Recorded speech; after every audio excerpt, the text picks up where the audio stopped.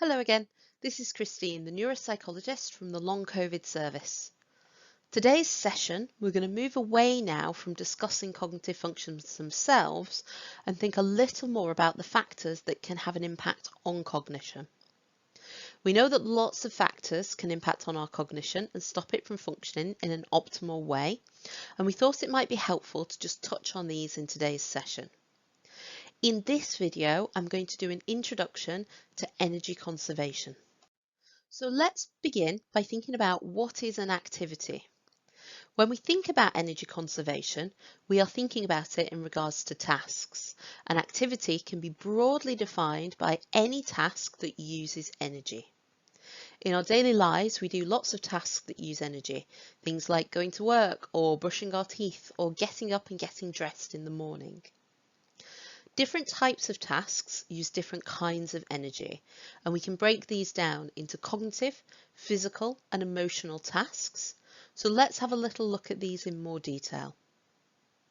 Cognitive tasks are tasks that involve the brain and use our mental processes. So examples of this might be reading, thinking, or watching television. Physical tasks are the tasks that involve physical movement. So this might be getting washed and dressed in the morning, going to work, or going for a drive, or completing a domestic task at home. Emotional tasks are any tasks that give rise to an emotional response to a situation. These could be feelings of anger, sadness, and guilt, but also includes feelings of stress. Let's move on now to talk about the 3 Ps principle: prioritizing, planning, and pacing.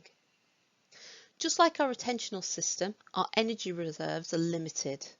If we've had a very busy day, we might find that we still feel exhausted the next day, even if we've had a chance to rest and recover.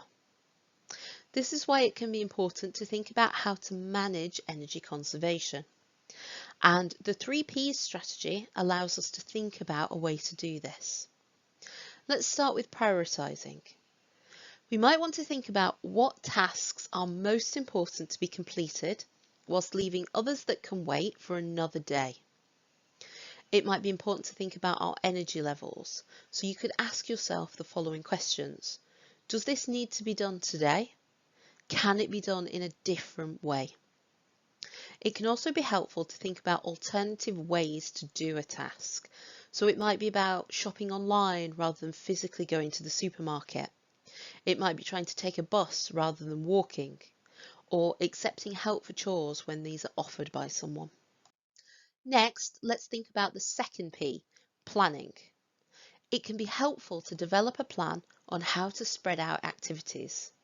So some ways to do this could be collecting all the items you need before you get started with the task, arranging a meeting or a phone call at a time that's best for you. This could be earlier in the day or later in the day, depending on how tired you feel. If you notice you do start to feel tired by the afternoon, you could set out some time to rest and relax earlier in the day to give yourself a break and allow yourself to have more energy. If this isn't possible, you could try scheduling your more demanding tasks for the morning and then easier tasks for the afternoon. You could also consider doing things in a different way. So for example, could you just attend your social event for an hour rather than staying for the full duration? Finally, let's turn to pacing. Pacing is doing an activity at a lower level than your maximum capacity to ensure you have enough energy for the rest of the day. One way I like to think about this is using the spoons theory. If you imagine that you have a certain number of spoons for the day, let's say 10, and this represents your energy for the day. If you go on to use 5 of those spoons in the morning, getting washed and dressed and leaving for work, that only leaves you with 5 more spoons for the rest of the day's activities. If you go on to use more than your allotted spoons in a single day, you then need to take these extra spoons or that energy from another day, which leaves you with less for the rest of the week. Pacing is a way to help us manage how many spoons or how much energy we spend in a day. There are some ways that we can do this. So we can interchange cognitive and physical tasks throughout the day, making sure that we intersperse these with frequent rest breaks. We can chunk activity, which involves breaking activities into smaller and more manageable chunks and making sure to spread out these chunks throughout the day. We can make sure to build rest into all the activities that we do. We could set a time limit on how long we're going to do an activity before we even start to do it. It can be easy in the moment to get carried away and time might get away from us. Listen to your body. If you are starting to feel tired, be mindful of this and think about taking a break. Slow down, be a tortoise. Don't try and rush through everything that you need to do. Effective pacing avoids the boom and bust cycle, which your facilitators will discuss in a little more detail shortly. This provides more stability control and allows for sustainable energy levels of activity.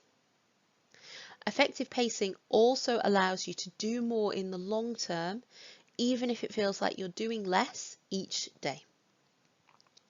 So energy conservation can be important because we know it's harder to think clearly and take in information when we feel tired. We all have activities each day that we need to do, but trying to prioritise tasks, plan and pace ourselves can help us use the most of our energy and not feel overly tired. Thinking of ways to conserve energy can have a beneficial effect on our thinking skills too. Remember that if you have any questions about this information or about neuropsychology and long COVID in general, please do ask your group facilitators to pass these questions on and I'll be happy to try and answer them for you. Thank you.